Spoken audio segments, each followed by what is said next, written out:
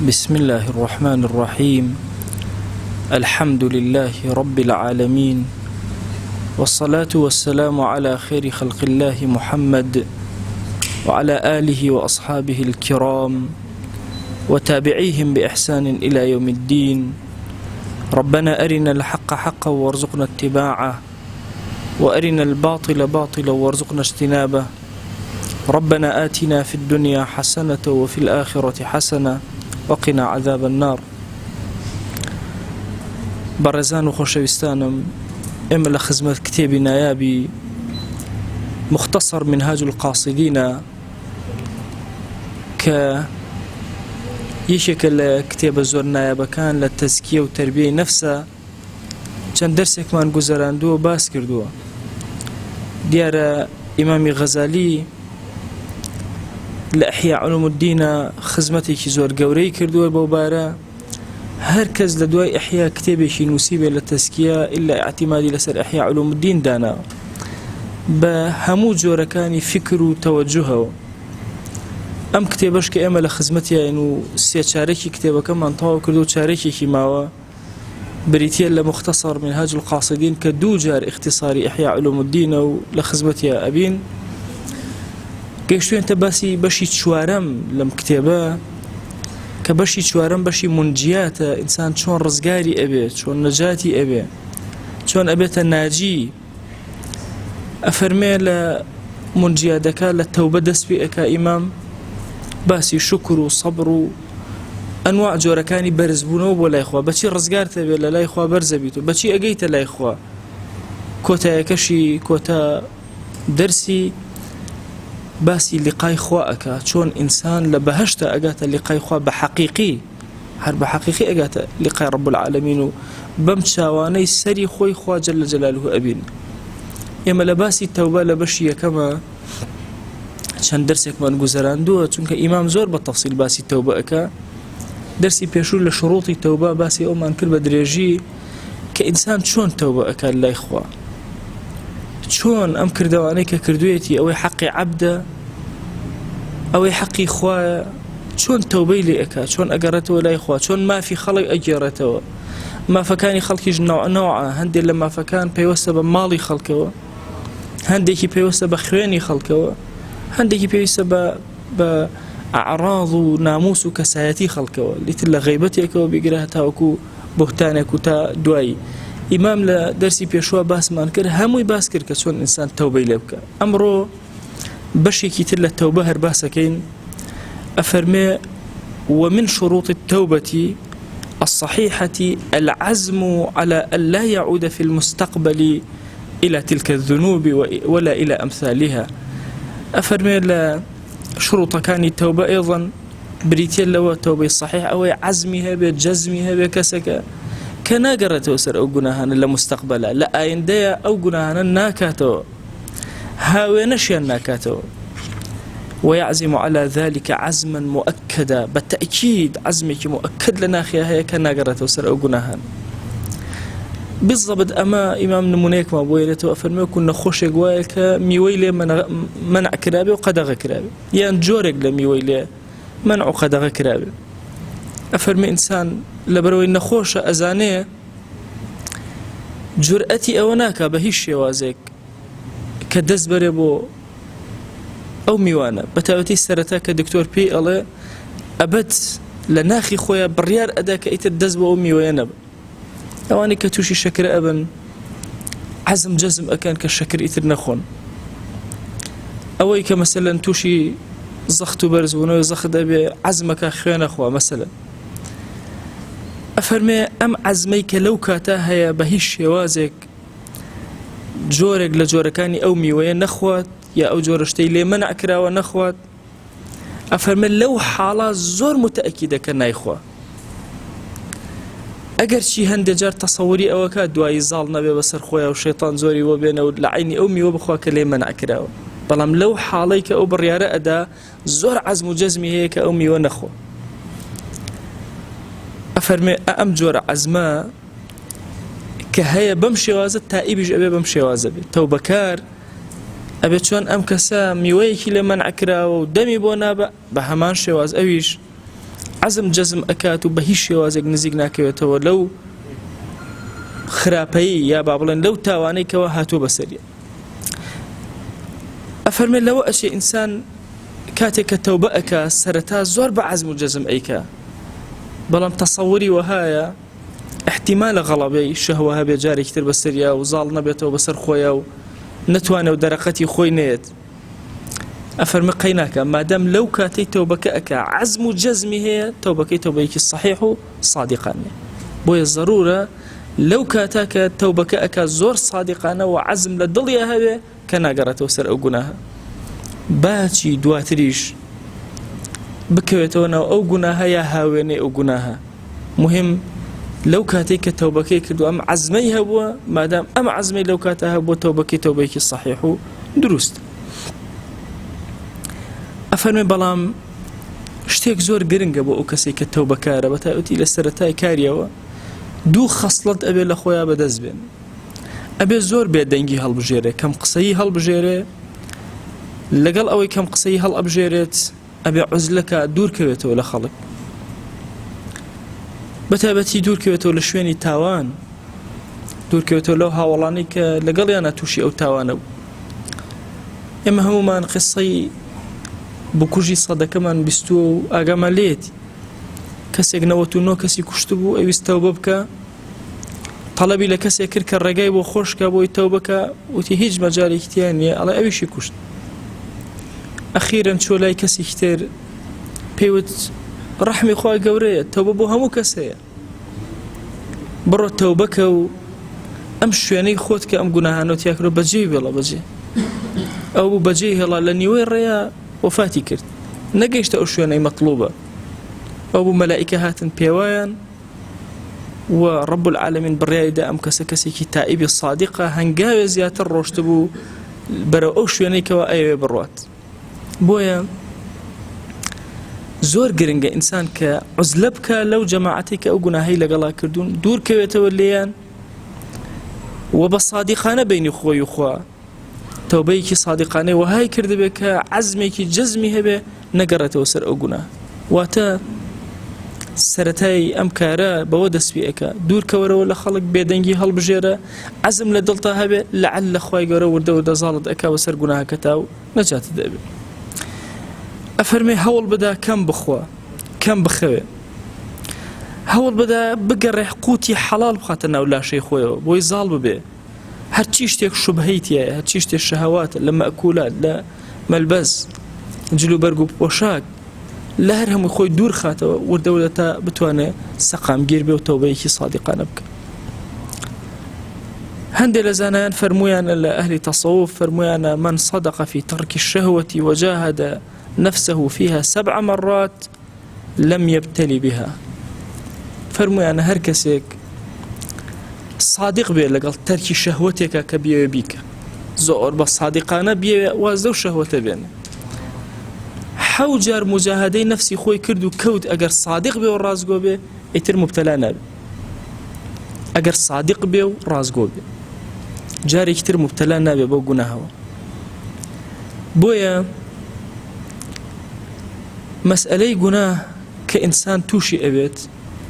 صدقەکە لە هەموو شتێک گرنگترە کاتێک کە تەوبە ئەکە. ئەگەر لە گوناهێکە دەرەقەتی خۆت نەهاتی بزانە خەرەلێ لە صدقتا هەیە لەگەڵ خوایە. ئەگەر صادق بی لەگەڵ رب العالمین ڕزگارت ئەوێ. هەندێکی تر فەرمویانە من تاب من ذنب واستقام 7 سنين، چونکە ئاسان نییە ئیستیقامە لەسەر طاعەت. کەسێک واز لە گوناهێک هێنا و تەوبەی کرد 7 ساڵ ئیستیقامەی هەبوو، 7 ساڵ باشە، اینجا ئەفەرمێ لەم يعد إليه أبدا، ئیتر مەئمونە ئەو کەسە بە حەیاتی ناچێتەوە سەر ئەو گوناهە. واتە دوو قسە، یەکێکیان ئەڵێ 7 جار، یەکیان ئەڵێ 7 ساڵ. 7 ساڵ لەسەر ئیستیقامەی خۆت بەردەوام بە ئینجا ئیتر نەجاتێ ئەوێ لە گوناهێ. واتە ممکنە تا 7 ساڵ تۆ مجاهدەکەیت و بکەویتە ناو گوناه و هەتا وەکو ڕزگارت ئەوێ لە گوناه. ئەو کاتە ئیتر نەجاتت ئەوێ لم يعد إليه أبدا. استقامة لسر توبة زور قوري عزيزان، ئێمە لە زەمانێکان توبة زۆر کەم بۆتەوە. ئینسان هەر بینە ئەبێ صادقانە لە بینی خۆی و خوا تەوبەکە. بڕواکەن خەڵکی پێشینەی ئێمە جارك توبەی ئەکرد توبەی عمر، دواتر هەندێک جار کە تەوبەی ئەکرد بۆ تەجدیدی تەوبەکەی پێشووی بوو، چونکە ئەو تەوبەی ئەوەندە صادقانە بووە تا مردن بڕی ئەکرد لەگەڵی، هەتا مردن ڕازگۆ بوو لەگەڵ خوایە جەل جەلالوه. ئەم عەبدانەی کەوا تەوبە ئەکەن و ئیستیقامەیان هەیە لەگەڵ تەوبەکەیانە چوار جۆر. ئیمامی غەزالی ئەم چوار جۆرە باس دەکات. بڕێکیان نەفسی مطمئینەیان هەیە، بڕێکیان نەفسی لەوامەیان هەیە، بڕێکیان نەفسی مەسئولەیان هەیە، بڕێکیان نەفسی ئەمارە بالسوءیان هەیە. چواتە چوار جۆر نەفس ئیمامی غەزالی لەم پەڕەگرافا بۆ ئێمە باس دەکات. ئەفەرمێ بەیان ئەقسام العباد في دوام التوبة، عەبدەکان لە دەوامی تەوبەیە و بەردەوامبوونیان لەسەر تەوبە و گەڕانەوە لای خوا چوار جۆر. أفرمي الناس في التوبة 4 طبقات، خلقي للتوبة كردنا چوار طبقة وچوار جورن. طبقية كميان تائب يستقيم على التوبة إلى آخر عمره، لأول وكالتوبة كرد حتى آخر عمري أو توبة بركات وأو توبة ناشكينة واضحة. تائبك لأول عمر حتى آخر عمر يكجر توبة أكا، ويتدارك ما فرط من أمره، هرشي لدسي درسوا هم فريا أكيتو، ولا يحدث نفسه بالعود إلى ذنبه. سبحان الله، نقنا كناك لنفسي خوشيا نيهنة خيال وذهني خويا وكجارك ترأقرته وسرأ قناه، يعني قلعك واو هالكيشانك وا لو قناها دور كوتوتو بنفسي شاتي براكتو جارك. أفرمي إلا الزلات التي لا ينفك عنها البشر في العادات، إتر قناه كار نابي أمكس إلا هندي بيها الخليس كان نبي كبعادة إنسان هر بيها الله خليس كيه توشي قناها به عامي بشر توشي قناها به. أقرنا أمكسا بوشي وازا أقرته لا إخوة خطرناك بدليا، خطره قناها كان خطرجناك بدليا بقزري بدليا بخيالي أنا قزري.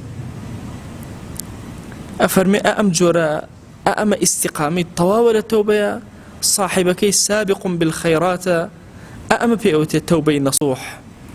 أم نفس بيئوتي نفسي مطمئنة. طبعا من لجيانا زور كسم بيني وكالتوبة كاريكي زور عجائب بوا. ما حاجي حسين ما نهبو لقندي نارزلا كحاجي أي ناسي يشيك بو لقوراني بيجا زور مشهورة كاني منطقة هوراما، لو دقيقي كالتوبة يكردو طواو عامتي قناهي وازلي هنا. طبعا داستاني توبة كي دورو دريجك لخزمة الشيخ علاء الدين توبة لو لحظة توبة طبعا بيت بانك بيش حتى كوتا كان عمري لسر صلاح ودين داري وخواناسي وطا عجيب ما بو لسر حاجي أحمديش كخلقي بياري أبيش بهمان شواز لسر دسي الشيخ علاء الدين لخزمة موصى الشيخ محمد باليسانية توبة كألين نيوش من أكل حش أو نب جارو بار لبر عيبا اسم نيوشكم أكل أو توبيك أيكاتو شيخ على دين بي الله قرآن بخوانا استش كناتواني أبي الرجانا كركان لبنا يدانيشن قرآن لبنا يبخوانا هكا استهيستو نايشي نماوا أبي كركان إلا قرآن لخزبتي يبخوانا بو تركي أو وسيطنا كاكا الشيخ كيبي وتوتي برو قرآن بخوانا ما دام توبت كرد دواي منيش هر خريكي قرآن خيان دن زمانك ده جزء قرآن يخيان رجانا زمانك شوار جزء يخيان قد تركي أو وسطين أكركا وسط كراوي بي بوي أم استقامة كلا أول عمر دس بي أكابو آخر أما يا ابن تيمية أفرمي هركز أم استقامة بخوا ظالمني قد عاقبتك بخراب نار حجنا ترسي لويك خاتمة خراب إلا خاتمة باشا بي أو كسب إذني خو دوها من جور. طبعا أفرمي أما نوعيان زورة أمانة الله هيانا يتر أو شهوات وشتيهم الساكنة بي الرك أبي كأنما صنعه الله لنفسه. أم جورية كم كنفسي مطمئنة هي زال أبي بسر هموشتيكي خويا إن جاكاتك ونفسي بحال بوشتك لأداء أم أو اندبه هزي يكسر زال أبي بسر يكونترولي خويا كات. طبقي دوهم لطبقة كان كامانا أو أنك التوبة أكل أو طبقية كم زاني مع نفسي مطمئنة وزور دور خاين ودرش خاين توبيكي صادقانة أكا حتى أواخر عمري بو استقامة أمنته أأوانا تتنزل عليهم الملائكة ألا تخافوا ولا تحزنوا وأبشروا بالجنة التي كنتم توعدون بيش أوي بمرن بشاوي سري خوان شويني خوان لبهشت أبين بوي أم جوري توبيا يما دو جور توبة من هي وكو غزالي باسيكا توبة عام لكل ذنوب توبة خاص تاك لقناها كان أم توبة عامك أكاد أم كسا يتر أشياء تسرر روي حقيقة بهي الشوازي لحقيقة لا نادا نوعي دوهم وجوري دوهم وخلشي دوهم كتوبة أكن قناه كاران أكن كتوبة أكن رقاي استقامة أقر نبر طاعة كان بشاكي جيبجي أكن خوان لكباهيري قناها كان أباريزن بلام زور كاد أكون ناو كومالي قناها وكا ببيع أو كبعمدي خوان وبقصدي خوان بأكون الناوي هندي حالات بسرياناتي أبري عزميان زور بهيزة وهندي حالات بسريانا عزميان زور بهيزة برامبر بقناه كنتش نسري وعزميان زور برامبر بطاعات أجر هر كاتيكيش قناهي كان كلهم قناهانا لدسيان درسو تيكلبونا وبقناها كان لومي نفسي خوان زورا كان پشیمان أبنوا جاري اكتر عزيمة لدلي أنا دروس أبيتوا أم جار خواه بس أم جار مولتم بدأ يتبطوا جاري دوهم بوشي وازا تند بريار أداك أسباب كان نهيلت همو الرقا كان ببربوي توشي أقناها نبيتوا أم نفسي لوامية بردوام لومي صاحبك إيكا همو حالة خراباني بسرياتي أبر بردوام لومي أكا ذمي أكا أفرمي أم الرتبيش إمام غزالي أفرمي الرتبي كي زور عالي وبرزة أفرمي أقل شي بقدر طبقية كمنية بلام الأغلبي خلقي كالتوبة أكل لم جوري دوها من أو أنا جوري كم خلقاني كي زور تايبة شنك أفرمي الشر معجون بطينة الآدمي شر خرابة لقل قري آدمية تيكلبوا إنسان طبيعي أو ميلي شرك ميلي خرابك ميلي جناهك أفرمي فقلما ينفك عنه زور كم أكري مثلا لي نجاد به إلا أكرتنا أم جناهنا وإنما غاية سعيه أن يغلب خيره شره غالب أويك همو إشي أمكس أويك خيركي زور تربي للشركي للرجي قيامة وميزان حسناتي زور ترو قرس تربي لميزان سيئاتي أفرمي أمانة أوانا نينك بيان وابك خاني سيئاتي عن حجي تيانية نا أو بيريا كمن هول أدن خاني سيئاتي عن سيئاتي برزنا وتب ولا إخوة أمانان هول أدن ك هميشه چاک کاریکانیان زورتر به لخراب کاریکانیان پیش شارد بيته أما أخوي قالوا وعدي بيداون الذين يجتنبون كبائر الإثم والفواحش إلا اللمم إن ربك واسع المغفرة أو أنيك أخويا جناهي جور أبارزن لفواحش أبارزن إلا اللمم إلا جناهي ورديق نبي كتوشيان أبي خوا واسع المغفرة وليان أبوري لفرمايشتي بيغمر جانا صلى الله عليه وآله وسلم كإشارة كراوة إشارة بو أم مجموعة كراوة كأفرمي إن الله يحب المؤمن مفتن التواب أو إيمان داري كوا توشي فتنة كراوة وبردام توبة أكا واتا مؤمنة أكيوتنا وقناه أنواع فتنة بلام توبة كارو هميشة توبة أكا لسر قناها كان وخراب كاريا كان أفرمي أم جورا أما يك أخوي جورا خوشي أون وأم طبقي دوهمية أم طبقي دوهما زور جوري وعامتي خلق لنا وأم طبقي دوهما كاتكوا توبة كانوا أقرينا ولا إخوة جل جلاله عزيمتي شيئا هي لقليا بلام توشي قناها كان ابنه وتوشي تاوانا كان ابنه طبقي سهم أن يتوب ويستمر على الاستقامة مدة أما يدوها مشان هالاستقامة بردوامي هي بس أما يندي قد بدأ التوبة أكات أقرت ولا إخوة جل جلاله لسر استقامة شاك كاري مدتك بهج أروى بلام ثم تغلبه شهوته في بعض الذنوب لهندي قناها تيأك يتوى إن جاء الرؤكات وقناها كان استقامة كي كل إبه ئەم کەسە عەجزی هەیە ناتوانێت زاڵ بێ بەسەر شەهەواتی خۆیە بەڵام مواظەبە لەسەر تاعات ئاگای لێتی ناهێڵێ نوێژێکی فەرزی بە هیچ شێوازێ بفەوتێ ناهێڵێ تاعاتێکی فەرز لەسەر شانی بفەوتێ جملەیە لە گوناهەکانیشی واز هێناوە ئەشتوانێ بیکا بەڵام وازی لێ هێناوە دڵیشی لێ ئەدا بۆی بەڵام وازی لێ هێناوە بەڵام شەهوەتێ دوو شەهوەت ئەمیان خستووە هەرچی هەوڵەدا زاڵ نابێ بەسەر خۆیە لەوەشە هاواری وەهایە و ڕەجای وەهایە کە خوای گەورە دەسەڵاتی باتێ و نەجاتی بێت لەو شەهوەتە دوو شەهوەتەی کە تووشی بووە ئای خۆزگە نەجاتی ئەووو لە کۆڵی شەڕی ئەو گوناهانە ئەبوویەوە ئەگەر هاتوو تەواو بوو پەشیمان ئەبێتەوە هەموو کاتێ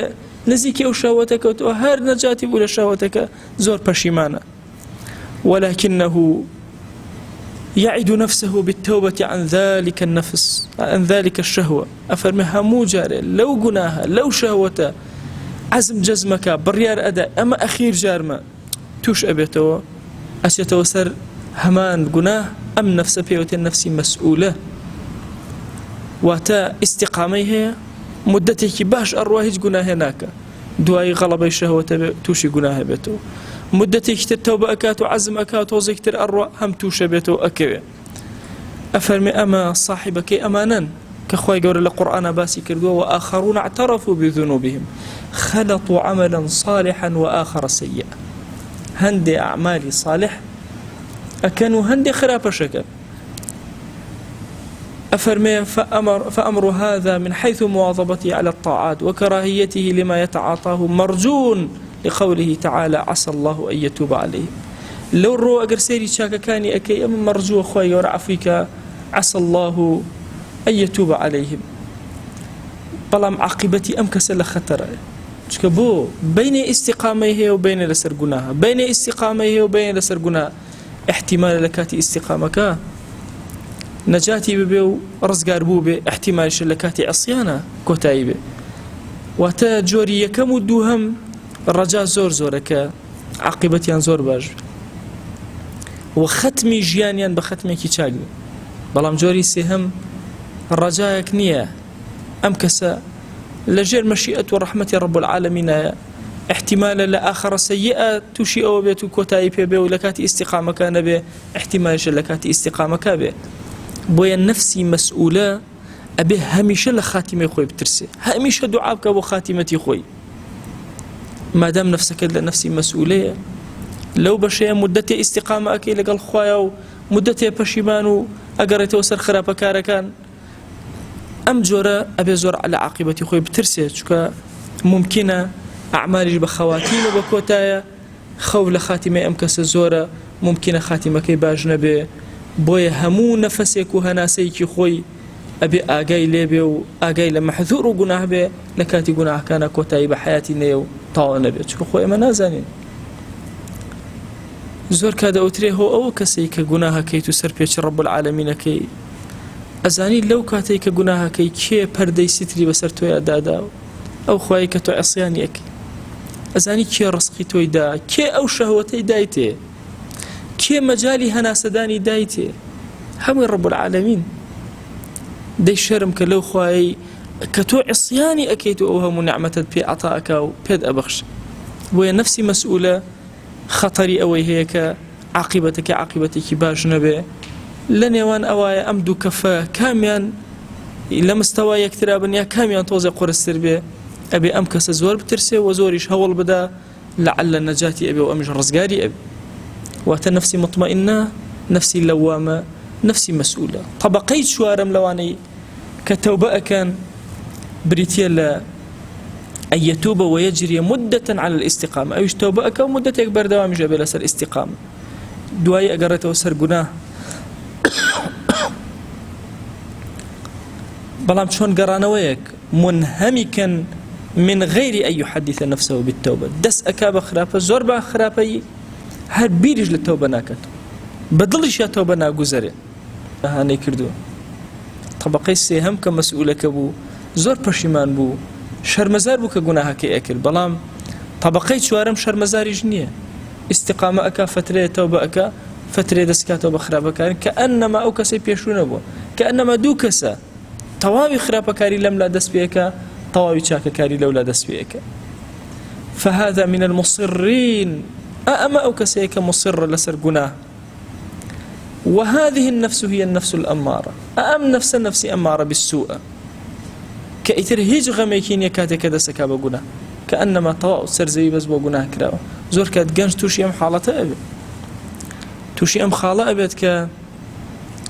فتريق لسر استقامة أروا فتري دوهمي كأنما رجل رجل نجي نكرد طاعتي كي نكردو خواناسي كي نكردو أو أشتنا وخرابة كاري وبلا ماري خرابة أدا كأنما حشتي كي لجيانا بزقوتي نبيني أو يتبيشتو بويا مسائلي أم جوري أخير كنفسي أمارة بالسوء خطري كي زور قورها لسري أبي زور آقاي لبي زورك لما أنا بسوء خاتمة توشي سوء خاتمة أبن أما يا إنسان جاري وهي شاكا أكا شكو زماني استقامة كيتي أجر لو كاتب مرة بستيكي ما ولا نو بهشتايا بشت هل أكاتو بلايك ترى كأنما بحياتي شاكي نبيني تاكاتيك أزاني كوتايكي للشر أبي هشي أنا كوتايكي لخير أبي أو أنا كيوتو سر مشيئتي خواه بلام زور أترسي لما نيوكو إمام أفرمي كعاقبتك خرابي وسوء خاتمة لكوتاي جياني أبي أفرمي أم كسي أقل لسر توحيد وفاتي كرد باقنا كاريج بي مادام للروي عقيدة والتوحيد كي بتوي هبو الرجاء ويا كالنجاتي بلا أقر ولو بعد حين بادوا أوج بي كفتريكي باش أسوتين لنا وأقرا ولا يستحيل أن يشمله عموم العفو بسبب خفي لا يطلع عليه أفرمي احتمالي شخواي قورا عفو بكات بر عفو عامي خواي بك بهوي شتيكي مخفية كز دركي بيناك سرك لحياتي أم كسيك أخوي قرب هو أو سر كلا إيمانية لو أشي لا يخوش ولا ذهني خوش أو سر بلا يشتكي زور بسوق به أخوي قرب هو أو عفويك أبينين كأفرتك فاحشة كار لبني إسرائيل توزي أيو دا بصي أخوي قرب عفويك كز نازن لو أشي اشتكي زور بسيط ميروليك أبيني لنا وآويك خريك أخنك روحك للروح كان دري يعني إخاتك كنارك بهو يا موخاي قور عفيك أو السرك إما دركي بيناكن وإطلاعي ناكن أو لدى صلاتي خوايا جل جلاله كتشون هندق لكردوي زور بتشوك باداشتك زور عظيمي هي أبي تسبب مغفرته عفو يا رب العالمين بلام إنسان بجد بستن بمو بلي والله إن شاء الله بر عفو عامك ومو أبم شوازة أكم أفرمي أما بهي شوازة نابت لقل أوا يا أخوي قورة كريمة خزائن كاني واسعا كسيك بلي والله ما دام أوان دا كريمة وخزائني واسعة وجا قناهي من شزر ربو أقياني وكو كسيك أو هايك سواري دريابة بي سواري كشتي بي بو أوي طلبي يكتاك دينارك واتا